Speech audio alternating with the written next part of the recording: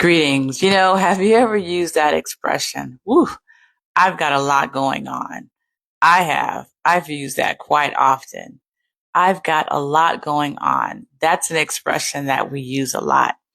Well, if the prophet Zechariah were alive and talking to me and you today, that's an expression that he would probably be using. He describes God's people and all they were dealing with in that time period. And this is what the Bible verse says in Zechariah 1 verse 3. Therefore, tell the people, this is what the Lord Almighty says. Return to me, declares the Lord Almighty, and I will return to you, says the Lord Almighty. Zechariah had a lot going on. He had a lot to tell the people. And, God used Zechariah's dreams and his vision.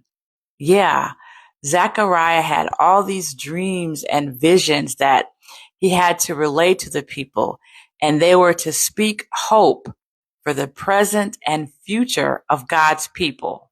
Yeah, bad news, good news, but all in all, these visions and dreams were to speak hope for the people's present and for their future, God's people.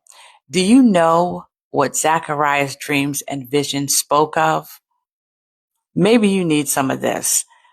At least 4 divine things: a return to God, a vindication or retribution through God, wow, a redemption through God, a time of restoration through God, and an orchestration of social justice for God's people. Think about this. Got a lot going on? Well, wouldn't it be marvelous if you and I would dream dreams and visions of hope from God concerning our present and future plans? A turn or return back to God? My point is that's all it took was a return back to God or turning to God. Now, if God has become a part of your plans or that driving force that drives your dreams, you can sleep easy and rest in the plan of God. Until next time, have a delightful day.